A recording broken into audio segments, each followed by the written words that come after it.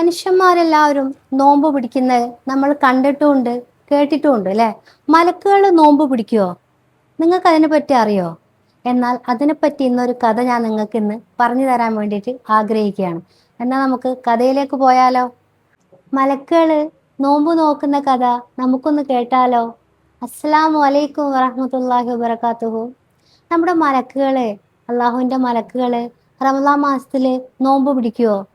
എന്തിനാണ് മലക്കുകൾ ഭൂമിയിലേക്ക് ഇറങ്ങി വരുന്നതെന്ന് നിങ്ങൾ എപ്പോഴെങ്കിലും ചിന്തിച്ചു നോക്കിയിട്ടുണ്ടോ? റമദാൻ എന്ന പവിത്രമായ മാസം വരുമ്പോൾ നമ്മൾ നോമ്പ് നോക്കുന്നു, വിശപ്പ് സഹിക്കുന്നു, ദാഹം സഹിക്കുന്നു. എല്ലാം എന്തിനു വേണ്ടിയിട്ടാണ്? അള്ളാഹു താലയുടെ തൃപ്തിക്ക് വേണ്ടിയിട്ട് മാത്രമാണ് അല്ലേ? നമ്മുടെ മനസ്സിൽ തീർച്ചയായിട്ടും ഈ ചോദ്യം എന്തായാലും ഉണ്ടാവും. മലക്കുകൾക്ക് വിശക്കുമോ? മലക്കുകൾ നോമ്പ് പിടിക്കുമോ? മലക്കുകൾ നോമ്പ് തുറ നടത്തുമോ? ഏതൊരു സാധാരണക്കാരായ മനുഷ്യർക്കും ഈ ചിന്ത, ഈ ചോദ്യം എന്തായാലും ഉണ്ടാവും അല്ലേ? എന്നാൽ മലക്കുകളുടെ രീതി മനുഷ്യരിൽ നിന്നും തികച്ചും വ്യത്യസ്തമാണ്. ഇന്നത്തെ വീഡിയോയിലൂടെ ഇതിൻ്റെ രഹസ്യം നിങ്ങളുടെ ഹൃദയത്തിൽ സ്പർശിക്കുന്ന വിധം ഞാൻ നിങ്ങൾക്ക് പറഞ്ഞു തരാം. അതിനു മുമ്പ് നമ്മൾ ഇത് മനസ്സിലാക്കണം. ആരാണ് മലക്കുകൾ? ആരാണ് മലക്കുകൾ? അള്ളാഹു താലയുടെ കൽപ്പനകൾ അനുസരിക്കുന്ന ഒരു പ്രകാശമാണ് മലക്കുകൾ അല്ലേ? അള്ളാഹു സുബ്ഹാനഹു താല അവരെ പ്രകാശം കൊണ്ട്, നൂറ് കൊണ്ടാണ് സൃഷ്ടിക്കപ്പെട്ടിട്ടുള്ളത് അല്ലേ? നിങ്ങളൊരു കാര്യം വിശ്വസിക്കണം.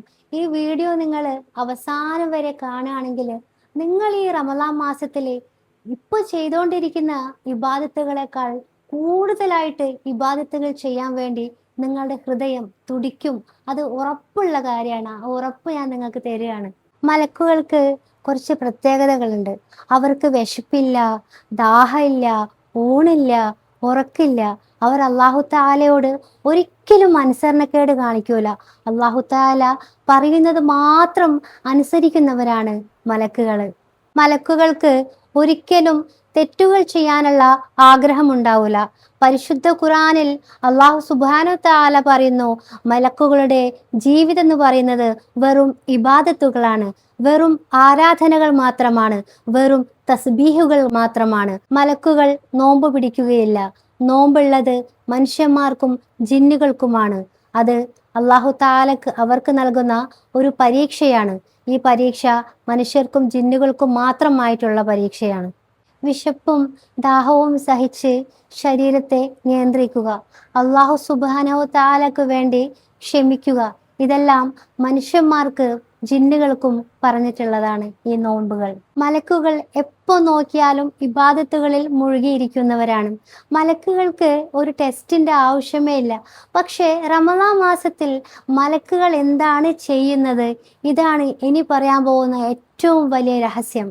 ഹദീസുകളിൽ കാണാം, മലക്കുകൾ റമളാൻ മാസത്തിൽ കൂടുതലായി ഭൂമിയിലേക്ക് ഇറങ്ങുന്നു, പള്ളികളിൽ വന്നിരിക്കുന്നു, ഖുർആൻ ഓതുന്നവരുടെയും ദിക്റുകൾ ചൊല്ലുന്നവരുടെയും അടുത്തിരിക്കുന്നു, ദുആ പ്രാർത്ഥിക്കുന്നവർക്ക് ആമീൻ പറയുന്നു. നിങ്ങളൊന്ന് ചിന്തിച്ചു നോക്കൂ.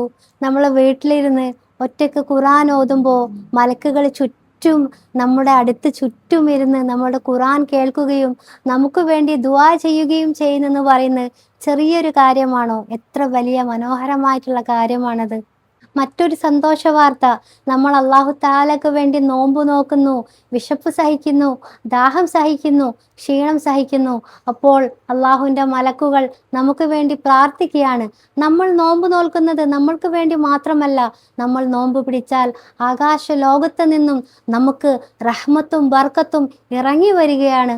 അള്ളാഹു സുബ്ഹാനഹു തആല മലക്കുകളിലൂടെ നമ്മുടെ മേൽ റഹ്മത്തിനെയും ബർക്കത്തിനെയും ഇറക്കി തരികയാണ്. മാഷാ അല്ലാഹ്. പരിശുദ്ധമാക്കപ്പെട്ട റമളാൻ മാസത്തിന്റെ ഏറ്റവും പവിത്രമായ ദിവസങ്ങളിലൊന്നായ ലൈലത്തുൽ ഖദറിൽ എത്രത്തോളം മലക്കുകളാണ് ഭൂമിയിലേക്ക് ഇറങ്ങി വരുന്നതെന്ന് ഉലമാക്കൾ പറയുന്നു. പരിശുദ്ധമാക്കപ്പെട്ട ഖുർആനിൽ പറയുന്നു, മലക്കുകളെ കൊണ്ട് ഭൂമി നിറയും.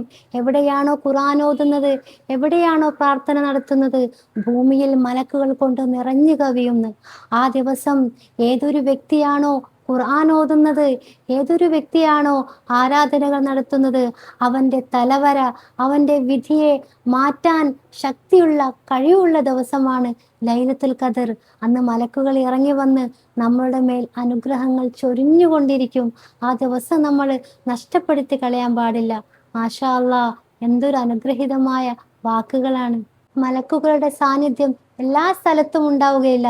എവിടെയാണോ കള്ളം പറയുന്നത്, എവിടെയാണോ ഫിത്തന ഉണ്ടാക്കുന്നത്, എവിടെയാണോ ആരെങ്കിലും കുറ്റം പറയുന്നത്, എവിടെയാണോ മോശപ്പെട്ട കാര്യങ്ങൾ നടക്കുന്നത്, അവിടെ പരിസരത്ത് പോലും മലക്കുകൾ വരികയില്ല.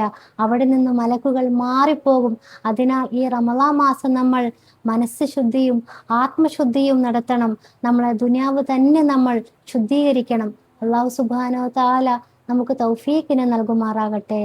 നല്ല നിയ്യത്തോടുകൂടി നിങ്ങൾ നോമ്പ് പിടിക്കുക, എങ്കിൽ അള്ളാഹു തആല നിങ്ങളുടെ മേൽ സന്തോഷ വാർത്ത അറിയിക്കുന്നതായിരിക്കും. ഇൻഷാ അല്ലാ, അടുത്ത ഞാൻ നല്ലൊരു വീഡിയോ ആയിട്ട് വരുന്നവരെ എല്ലാവരോടും അസ്സലാമു അലൈക്കും വറഹ്മത്തുള്ളാഹി വബറകാതുഹു.